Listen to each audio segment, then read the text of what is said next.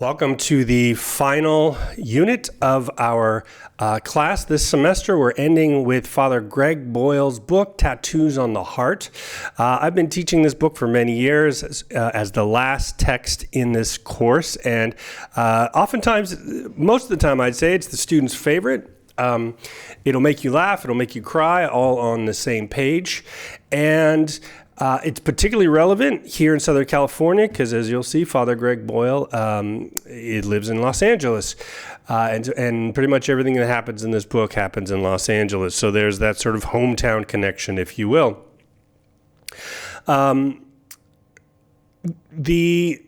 There's not much for me, or really anything for me to lecture on in this week or next week in terms of the text. There's not difficult technical vocabulary. This is a memoir of a man who's sort of living a life of social justice. And so one way or interesting question in your mind as you read this is compare this to the Sarah Miles book, right? They're both memoirs. And so there's going to be some similarities there. There's going to be differences. And so because there's not anything that I need to lecture on, what I want to do in this lecture today is to go deep into a bit of Jesuit history, the Society of Jesus, and the charism. And the reason I want to do that, I think it's relevant to this book, is because, Father Greg Boyle is a Jesuit. I think it's sort of mentioned in there in passing. But there's no big description of the Jesuits or St. Ignatius of Loyola in the book. But I think if you know the Jesuits well and you pay close attention to this book, you're going to see some very Ignatian themes throughout the book. In other words, a lot of what Father Boyle does and how Father Boyle does it isn't simply coming out of his own personality or his own gifts, although certainly that's partly true. But his way of approaching his life with the homies, and this is his term, not my term, in Los Angeles is very Ignatian. And so what I want to do is talk a bit about St. Ignatius of Loyola, talk about the history of the Jesuits, their charisms, and a few other things. And at the very end of this lecture, what I want to do is I want to draw together some connections between what I see in the history of the Jesuits and their charism and Father Greg Boyle and what he's doing with Homeboy Industries. And as you read this book over the 2-week period, I ask you to do the same thing. I invite you to think about what in here is just sort of Father Boyle's gifts, individual personal gifts, and what is grounded in that sort of Ignatian way of thinking. So that's what we're going to be doing in this lecture. Before we get into the Jesuits, just want to mention a few books that I think are relevant if you want to go more deeply into this topic. First of all, primary sources. I should always start with the primary sources. Ignatius of Loyola is a spiritual exercises and selected writings. This is by the Classics of Western Spirituality series, and that includes his autobiography when he has sort of this radical ascetic practice fairly early in his life. So that's an excellent text for the primary sources. There's a couple books here by Father John O'Malley, who just died a few years ago. He was a Jesuit historian, one of the most important historians of his generation. And one is called The First Jesuits. Admittedly, that's a bit of an academic book, so if you're up for the challenge, you might want to read that. Another one that's sort of a general history of the Jesuits that's not so academic, so you might want to start with this one. It's called The Jesuits, A History from Ignatius to the Present. A book that I'm also recommending, much longer and a bit denser, in many ways is the foundation for this lecture, comes from Marcus Friedrich. It's called The Jesuits, A History, and it just came out a couple of years ago. Excellent book. You can read it beginning to end, but it's also a good sort of resource, sort of like a reference text that you can find a particular topic among Jesuit history and sort of just jump to that one topic and learn about it.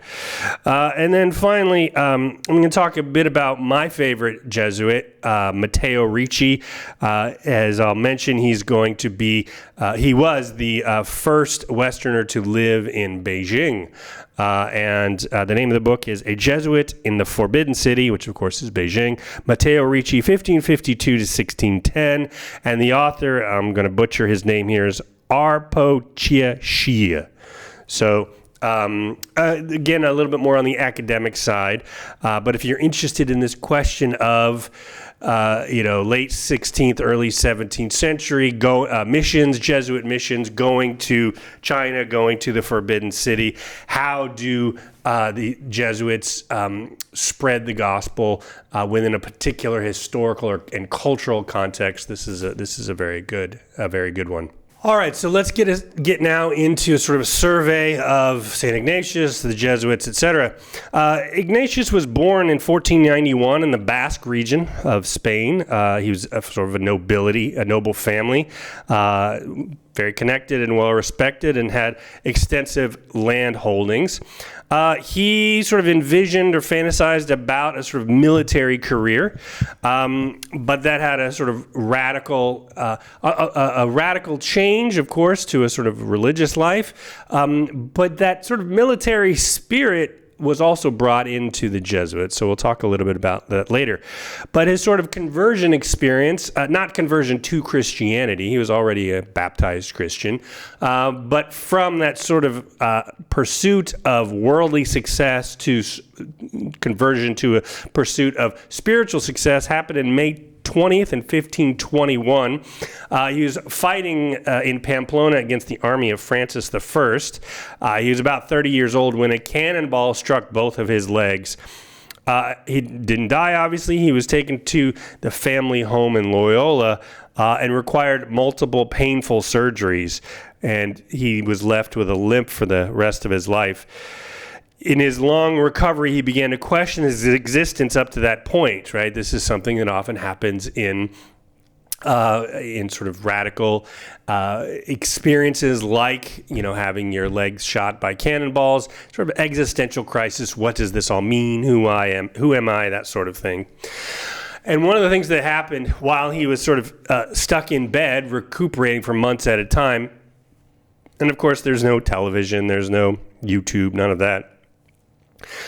So he was given a few books. There were not a lot of books around for him to read. He kind of he asked for his favorite genre, which was medieval romances, which were very popular at that time.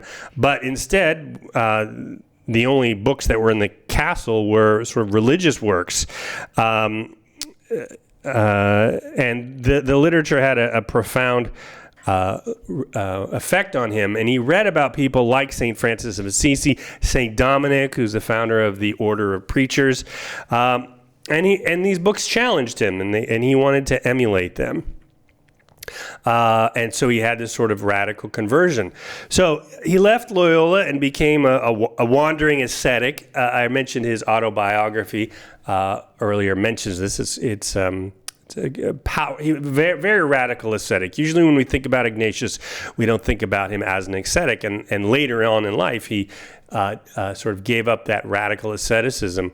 But early after this conversion experience, that's sort of how he was living his life. He stopped cutting his nails and his hair. He wore only coarse clothing. He went barefoot or wore shoes with holes in them.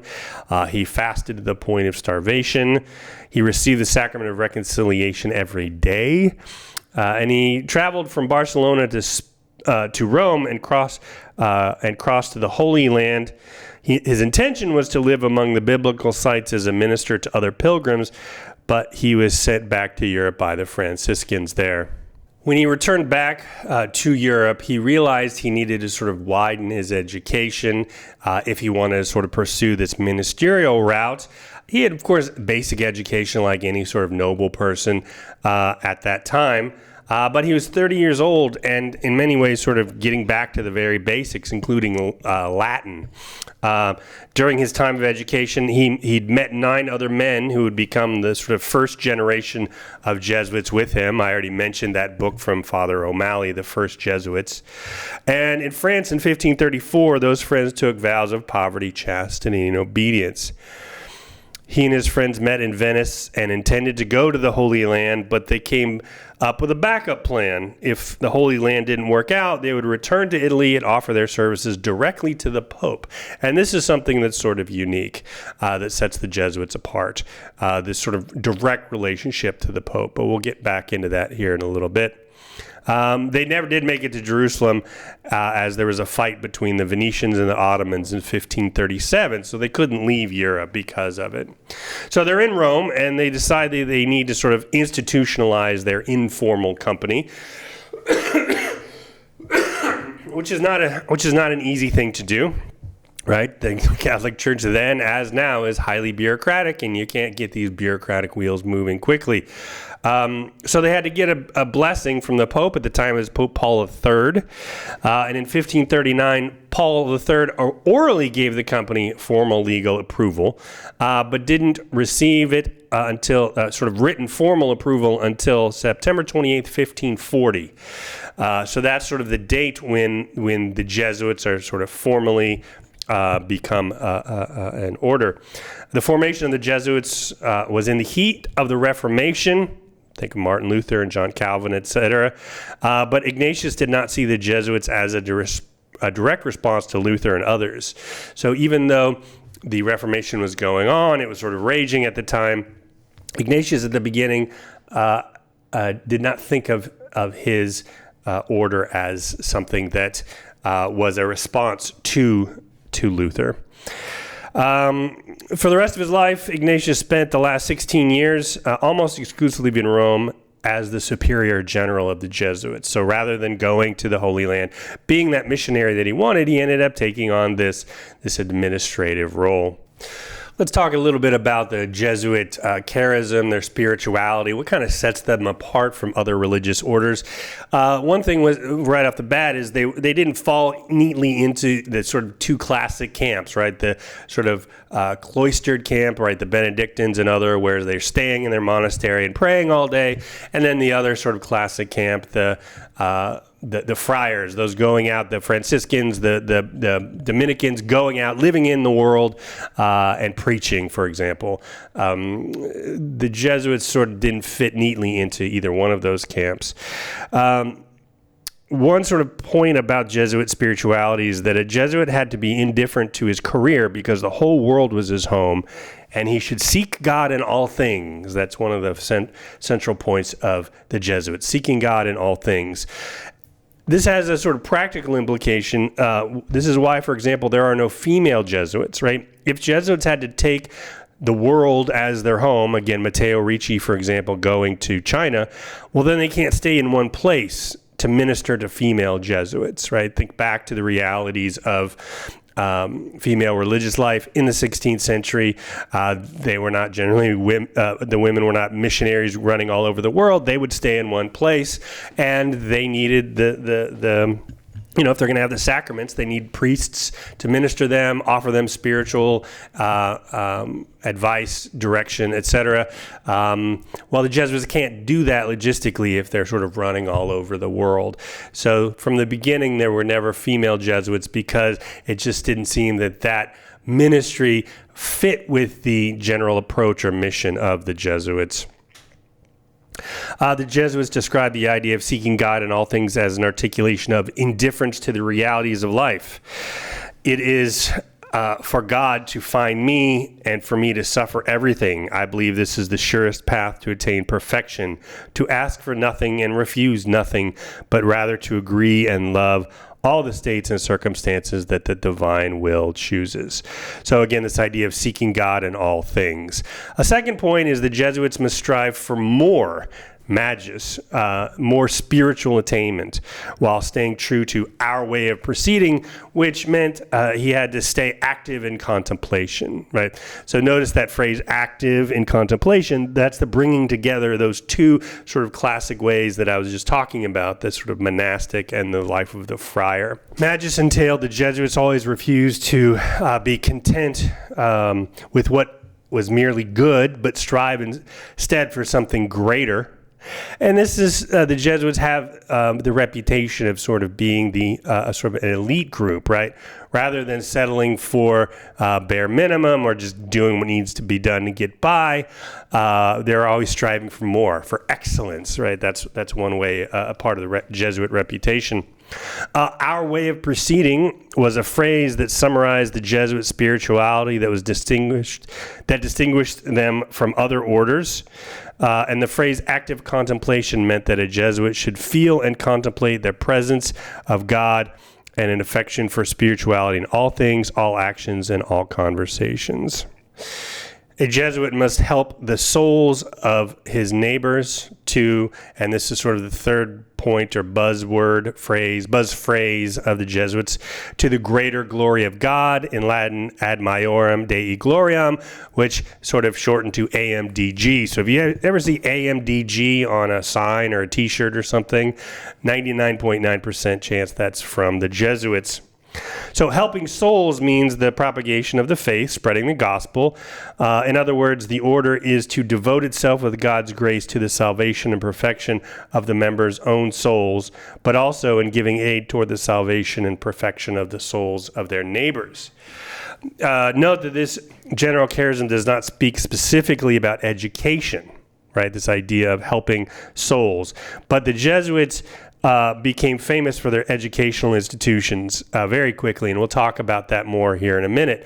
Again, just as Ignatius did not see the Jesuits as being fundamentally a response to Luther and the Protestants, he also did not see the Jesuits as fundamentally an educational order.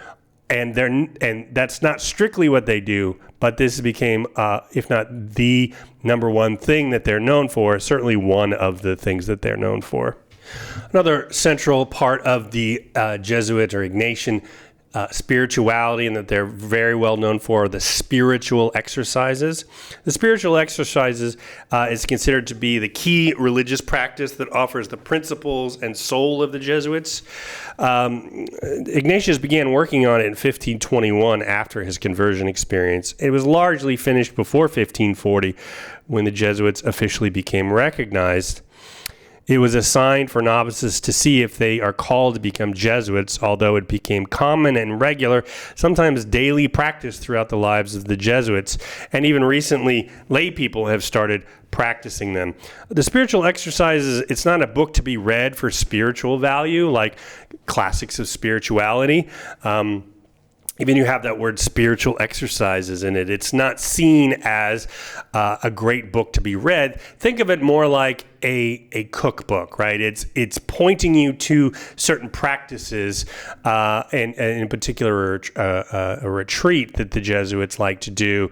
And so, people don't have sort of radical conversion experiences reading the spiritual exercises, but they certainly many people have had their lives changed by doing the spiritual exercises. So it's not a book to be read for its spiritual value. The instructions for a 4-week program on meditation, prayer, and spiritual introspection, although the length varies from 1 week to 64 days. It's not filled with spiritual wisdom, but points to a spiritual procedure or method. One does not read them, one practices them. Normally, the exercises are practiced with a spiritual director, usually a Jesuit spiritual director. It outlined a series of activities such as prayer, imagination, self-discovery, meditation topics, and instructions on meditating. The first week is ordered towards assessing one's past way of life. The next 3 are about searching for a new orientation. I just said that one of the activities is imagination. That's one of the things that the Jesuits are known for. Imagination, not of course meaning making things up off the top of your head, but as you, for example, read the Gospels and you read the stories of Jesus with his disciples, telling parables or going from one town to another or whatever, the idea is you are to imagine, that is, sort of do your best to place yourself in the space with them. So What's the temperature like? Is it hot? Is it dusty? Are you thirsty because you're in a desert setting and there's not a lot of water around? What colors do you see? All that sort of attempt to place yourself in the moment with Jesus and his followers. And so, again, not imagining in the sense of making things up like, you had an imaginary friend when you were a child, but imagining yourself in the space with Jesus, walking with him, hearing him directly, rather than as what we normally do when we read the Bible. I think there's a sort of implicit distance between us in the 21st century and the events happening in the first century. So this is part of that Jesuit or Ignatian spiritual practice. I mentioned a moment ago that Ignatius did not see initially that the Jesuits were going to be an order focused on education, but very quickly that developed. So let's talk a little bit about the Jesuits and education. And of course, this is, again, probably what they're best known for today. The earliest Jesuits quickly realized that they would need to educate the next generation of Jesuits. So the idea of education didn't come from a sort of reaching out to the church on the whole, or the world in general, or again, education in response to the Reformation, but forming their own men for the next generation. So they started their own schools, and by the time Ignatius died, 36 Jesuit educational institutions were up and running. And in the U.S., of course, we have many Jesuit institutions of higher education and high schools, but higher education, Georgetown, Boston College, Marquette. Here in the Archdiocese of Los Angeles, of course, we have Loyola Marymount University. So anytime you see the word Loyola in the title of the school, that'll tell you right off the bat that's almost certainly a Jesuit institution. And then, so they started with sort of higher education, but then nowadays, of course, they're also known for having high schools. In 1599, so Ignatius was dead at this point, the Jesuits issued their Ratio atque Institutio Studiorum Societatis Jesu, usually shortened to the Ratio Studiorum. This was the curricular and pedagogical model of Jesuit education that also influenced other institutions in and out of the Catholic Church. So for the next 300 years or so, Jesuit education had its own particular style, but was so influential, it leaked outside of Jesuit institutions all around Europe and became sort of influential.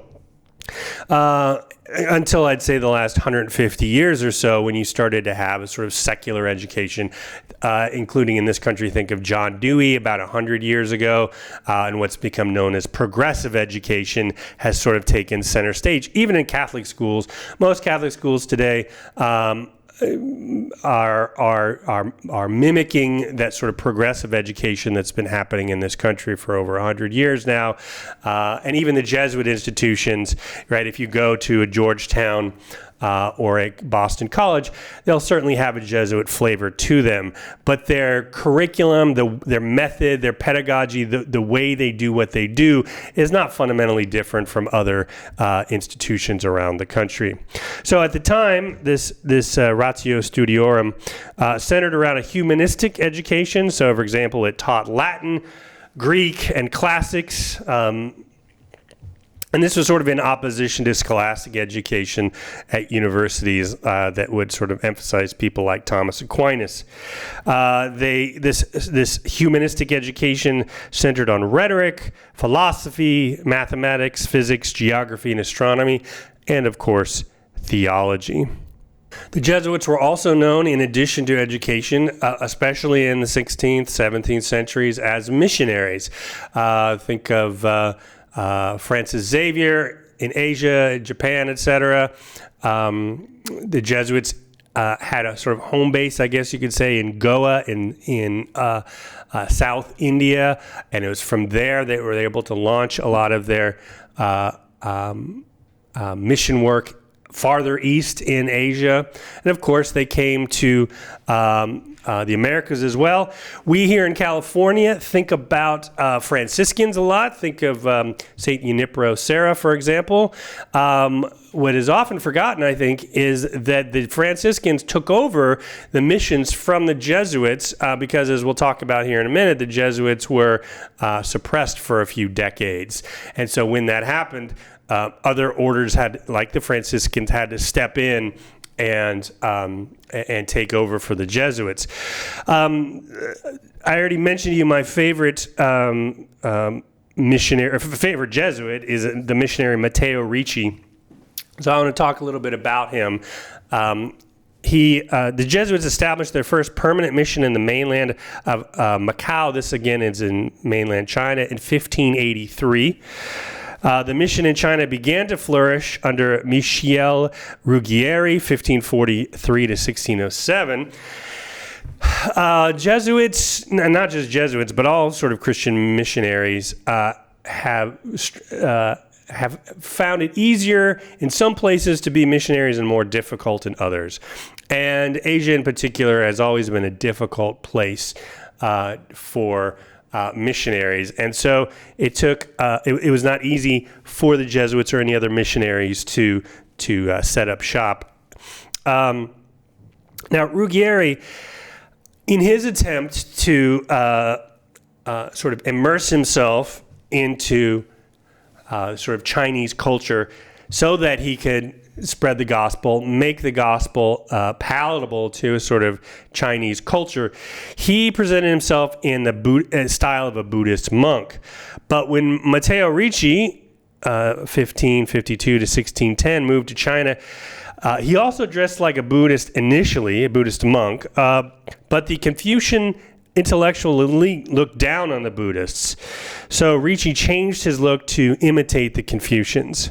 He grew a long beard. He wore silk robes of the Confucian intelligentsia. And he impressed the Chinese, who were deeply suspicious of the West. In many ways, you could say that's still true to this day. But he impressed them with a few things. First of all, his mastery of language. Mandarin, infamously to this day, is known as one of the most difficult, if not the most difficult language to learn. He also impressed them with Confucian philosophy. He would often sort of know Confucian philosophy better than some of the interlocutors he had. And his knowledge of cartography and mathematics. And he had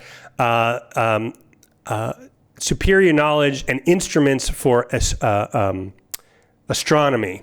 And so those things combined, and the fact that he was a celibate, right, because he was a Catholic priest, and celibacy sort of permanently was confusing to the Chinese. They found this very odd. Why is this man not getting married? Why is he not having a family? That sort of outside Chinese cultural norms. So all of these things together made Matteo Ricci an oddball, an oddity, but also attractive. Like they wanted to learn his understanding of mathematics. They wanted to understand. He brought a clock, right, and a sort of highly sophisticated clock that was highly accurate. The Chinese didn't have anything like that at the time, and so they were drawn to him while still being deeply suspicious of him. Ricci's approach of evangelization was twofold. Number one, impress the Chinese with his superior knowledge of astronomy, and marry Confucian philosophy with the gospel to make the good news palatable to the Chinese. This is something that's sort of common in mission work, right? How do you articulate the gospel in a radically different cultural context so it's palatable, so it makes sense to that other culture, while at the same time not sort of corrupting the gospel message? And we'll see here in a minute that some critics of Ricci and the Jesuits in general thought that they were corrupting the gospel message by trying to accommodate these other cultures. Ricci moved a number of times while he lived in China, but he permanently settled in Beijing in 1602, becoming the first Westerner to live in the capital. I mentioned he died in 1610, so he was there for about 8 years. The emperor tolerated his presence in Beijing, but he never formally sanctioned it. Ricci's desire to move to Beijing came from the Jesuit practice of associating with the elite of society. I already mentioned this idea of the Jesuits, the magis, the striving for more. Well, if you're not sort of settling for the lowest common denominator, then just sort of like the C minus, I'll just get by, well, that's going to put you in the company of elites in any given culture. I should mention that in 2022, Ricci was beatified by Pope Francis. So he's not a saint. And part of the reason I think he's not a saint is there is this, as I just mentioned, a controversy not only about Ricci, but the Jesuits in general on the way that they would spread the gospel, and also other missionaries too. Again, this idea of accommodation. There's this debate over accommodation, adapting to local circumstances. And some people thought that Ricci and other missionaries sort of corrupted the gospel in their attempt to spread it, to make it palatable to the mind in other cultures. So this idea of accommodating, some people think they went too far. So I'm guessing this is probably one of the reasons why Matteo Ricci hasn't been canonized. Maybe he will, maybe he won't. Again, he was just beatified a few years ago. I already mentioned to you a moment ago that the Jesuits were suppressed for a few decades, and right from the beginning, really, there was a suspicion about the Jesuits, and the suspicion developed into a variety of different things, which we'll see here in a minute. But right from the beginning, I already mentioned the sort of direct sort of obedience to the Pope, and also the fact that the Jesuits didn't fit into those two classic categories of like the Benedictines and the Franciscans, for example. So who are these people, and what are they doing, and why are they doing these sort of innovative things? So that's kind of the beginning of it, but then it develops into a variety of criticisms, and including a suspicion of heterodoxy. So some of the criticisms that had been leveled against the Jesuits, first of all, the rejection of choral prayer. Again, think of the Benedictines. Their centralization in Rome, that was unique. You didn't have a sort of centralized authority the way for other religious orders, the way the Jesuits did. They had a very, to this day, an unusually long training. I think to become a Jesuit is longer than any other religious order. In fact, if you become a Jesuit priest, you are actually ordained as a priest before you take final vows as a Jesuit. So you can be a priest and not even fully a Jesuit with final vows yet. The name itself, Society of Jesus, has a sort of, in the mind of some people, an arrogance to it, like, oh, you get to be the Society of Jesus, right? You're, as opposed to like the Dominicans or the Franciscans, right? Of course, those orders take their names after their founders, but the Jesuits, they're not the Ignatians, they are the Society of Jesus. So right there, that's even a sort of suspicion of like, who do these people think they are? Another reason they're suspicious is that they use their efficient organization to execute orders from foreign powers. That could be either the Pope in Rome or the monarchy in Spain, right? So that if you're French or you're German or something like that, who are these foreigners in our country taking orders from foreign powers? Again, another level of suspicion. A suspicion that they participated on one level or another of assassination attempts, including Henry IV in France in 1594. Absolutely no credibility of these accusations, but this is how rumors, gossip get started, and they sort of snowball into having real consequences. A critique that they were experts in hiding their true nature behind their pious demeanor, and that they were secretly not what they seemed to be, that they were wolves in sheep's clothing that operated behind the political scenes with Machiavellian ruthlessness. They were proponents of unprincipled and lax morals. Because of their attempts to subvert Rome's decision on the Chinese ancestor veneration, they were seen as disobedient to the Pope and the Church. We don't need to get into the Chinese ancestor veneration issue, but I bring that up to just note, on the one hand, the Jesuits are being criticized of sort of being agents of the Pope, right? Bringing in this foreign influence, and at the same time, they're being criticized of not being loyal to the Pope. So the Jesuits are sort of getting it from both sides, right? They're too in the pocket of the Pope, and they're not in the pocket enough of the Pope. So the Jesuits can't win.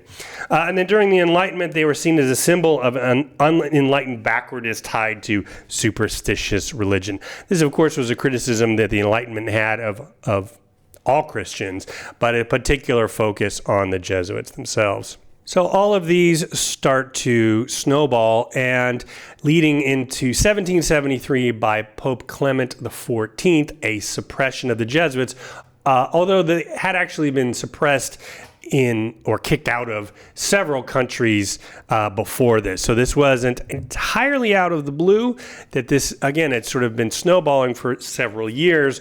But the Jesuits as a whole were sort of shocked by this. They weren't expecting this, and so they hadn't sort of prepared, or they didn't make any sort of contingency plan.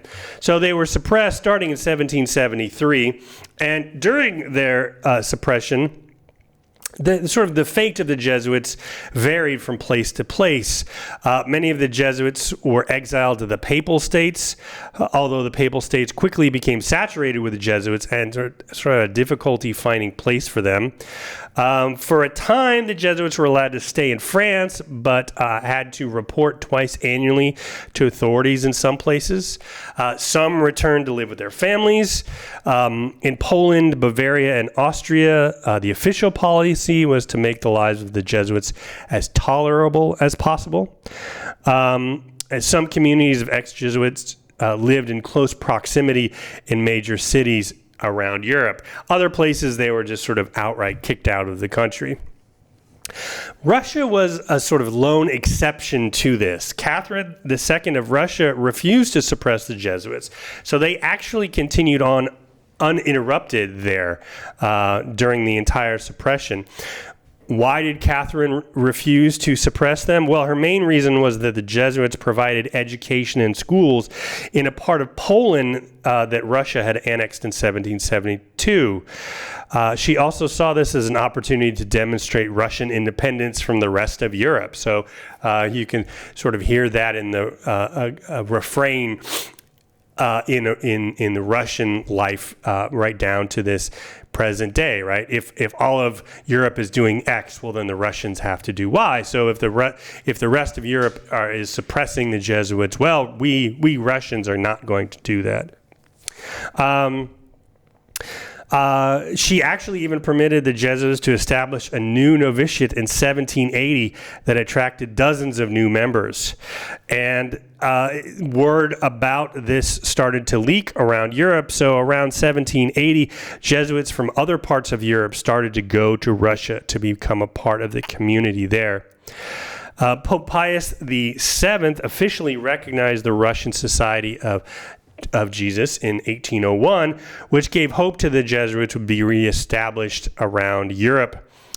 And the Jesuits began to be reestablished in individual countries before being officially permitted to reestablish in 1814 by Pope Pius VII. So from 1773 to 1840.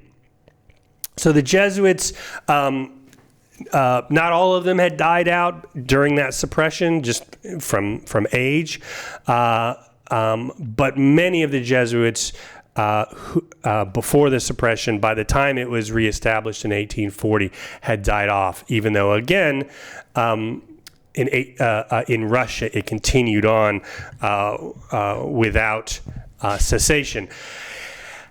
But after 1814, there was a sort of second founding that there wasn't seen as a sort of continuation, even though it technically did continue on in Russia. That there was a sort of a rebooting of the Jesuits around Europe, and that took time and a sort of reestablishment or a reawakening of that Ignatian charism. All right, so that's just a brief overview of Ignatius and the Jesuits and their charism, their history, etc. I mentioned at the beginning of class, of the lecture, some books you might want to read if you want to go more deeply into any of those topics. This last point I want to get to, I mentioned at the beginning of class, is I want to sort of make some connections now between Father Greg Boyle, Homeboy Industries, the way that he has been living with the homies since the 1980s, and this sort of Ignatian approach. Because I think we can see this Ignatian approach in Father Greg Boyle, even though he doesn't explicitly talk about it in his book. So, and in particular, I think we can see connections between Matteo Ricci and Father Boyle. I think there's an article to be written on it. I don't think anybody's written an article on this, but there might be an article to be written comparing Matteo Ricci to Father Boyle. Of course, Father Boyle, I don't think would ever consider himself a missionary the way Matteo Ricci was a missionary, going off to completely unchurched China. But there are, I would argue, many of the same elements. So in certain ways, even though he may or may not think of himself as a missionary, I think Father Boyle is following in those footsteps. So let's just talk about some of those connections that I'm seeing, and I invite you to think about this and what do you notice as you go through this book, Tattoos on the Heart. So number one, although Father Boyle does not wear the clothes of the gang members, that the way that Matteo Ricci wore the clothes of the Confucian intelligentsia, Boyle does speak their language in terms of Spanish, but also the slang that they use, right? I mean, I'm not an expert at Spanish, but I can tell enough that when Father Boyle speaks to them, the homies, in Spanish, he's not sort of using the Spanish that you would learn formally in a college classroom, right? He's using sort of the Spanish slang that the gang members themselves would use. So he's, in a sense, speaking their language. The way Matteo Ricci learned Mandarin and not, again, just to sort of stumble through it and get by in conversation. You know, we use this phrase today like conversational Spanish or conversational French. Like you go to Europe as a tourist and you can ask for, where's the bathroom or those basic things. Ricci did not do that. He had a deep, deep understanding of the language, and again, Father Boyle as well. Like other Jesuits, Boyle lived in the same community for decades. Ricci, when the Jesuits in the 16th and the 17th centuries, they left Europe to become missionaries, there was no idea of, I'll jump on a plane and go spend a few weeks back home seeing my family. When you leave Europe to go to these mission fields, you're never coming back. Or maybe you might come back once in your life, but this is not something that happens on a regular basis. Now, again, Father Boyle is living in the 20th and 21st century, so he has the advent of technology, and he even mentions in the book that he spends time with his brothers and sisters. So there's a difference in terms of reality. But the fact that Father Boyle lives with these gang members in Los Angeles for decades. He's been there since the 1980s. Notice he's not like other like diocesan priests who might be in a parish for, 6 years or something and then transfer to another parish. He's not doing that. He's staying with the community. He's committed his life to them for decades and decades and decades. And that, again, I think isn't just his personal preference, but that comes out of this Ignatian approach. Boyle emphasizes that God can be seen all things, specifically the gang members themselves, right? One of the things that is a strong thread throughout this book, and I should mention Father Boyle has written other books, some in the same sort of style. So if you really like this book, you might want to read some of his other books.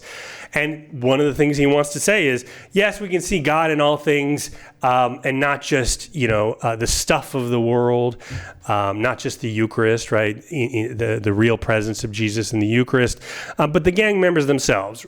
And he does this, of course, because society often looks down on gang members and says, well, they're sort of second-class citizens, or they're not real citizens, they're not real human beings, right? They don't deserve the same respect that the rest of us do. And Father Boyle is trying to emphasize this idea of, no, we can see God in these gang members as well. Doesn't mean he approves of all of their behaviors. Of course he doesn't. But I think that idea of seeing God in all things is found in his emphasis of trying to demonstrate that God can be seen in the gang members. We mentioned earlier the Jesuit emphasis mentioned of helping souls in spreading the gospel. It can be seen specifically in the way that Father Boyle forces opposing gang members to work together, right? You see throughout this book this idea of gang members, of course, sort of cluster among themselves. But one of the things that you see in Homeboy Industries is Father Boyle forces these gang members to work next to each other, 8 hours a day, no matter what the specific job is. And at first, there is a sort of icy reception. They probably ignore each other. They don't talk to each other. But Father Boyle, repeats throughout this book, you can't maintain that day after day, week after week, month after month, year after year. You eventually break down. You eventually talk to the person standing next to you. And that's the opening of that relationship. And that relationship then, he hopes, snowballs into a close relationship. And the book, again, is filled with stories of maybe it's in secret, right? Maybe these gang members, because they're of different gangs, they don't want it to be publicly known that they're friends, but a strong, strong friendship does emerge. And that's part of the way Father Boyle is trying to spread the gospel. He's not lecturing to them about the dignity of the human person, but he's setting the stage, he's setting the chess pieces, if you will, such that they will come to that realization on their own. And then finally, just from my point of view, again, I invite you to think about this as you read the book. The Jesuit ingenuity and flexibility in seeing what is needed in the community and in acting can be seen in the creation of Homeboy Industries, right? Again, think of somebody like Matteo Ricci and other missionaries. They leave Europe, they go to China, and they're on their own. They might get letters from their superior back in Rome once every couple years or something.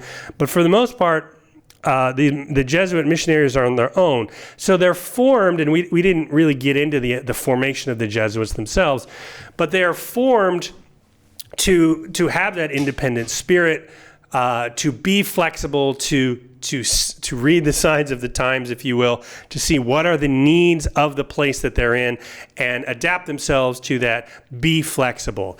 And so you can see that in many ways in Father Boyle, but one in particular, I think, remember there's those stories in there in the book where he talks about, this is sort of in the early days of even before Homeboy Industries, but he's living with the gang members, and you have there's the story of the rich Hollywood movie producer, and he wants to give gang members cameras and editing equipment to make movies or documentaries or something like that. Remember, this is before YouTube ever existed, and Father Boyle says, no, they don't need this. This is not what they need. And then the fancy schmancy Hollywood producer sort of gets frustrated and says, well, what do they need? And Father Boyle says, well, what they need are jobs, right?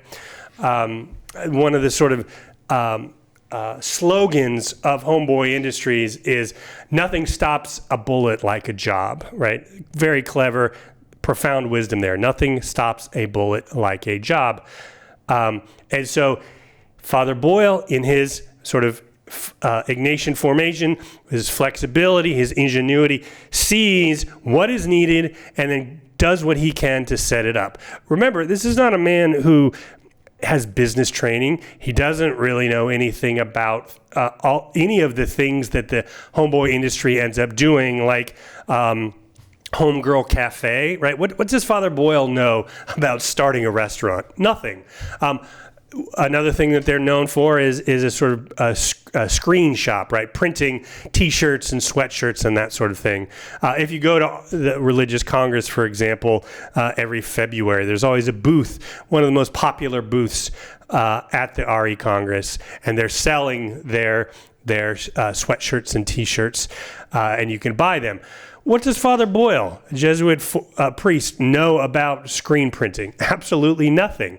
So why is he doing this? Well, again, it's coming out of that sort of Ignatian ingenuity, flexibility, seeing what the community needs, responding to it, jumping in with 2 feet, and some of it fails. He has that sort of great story in the book where he talks about one of the things they tried was, I think it's called Homeboy plumbing, right? That training the gang members to be plumbers, having that skill set, but it totally fails. And he says, who knew people didn't want gang members in their homes, right? So again, what does Father Boyle know about plumbing? Absolutely nothing. And in that particular venture, that failed.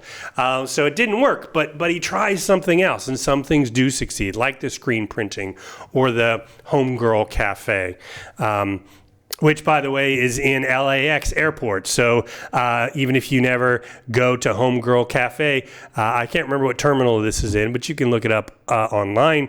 That you can go to if you've got a layover through LAX, you can go and have a meal at Homegirl Cafe.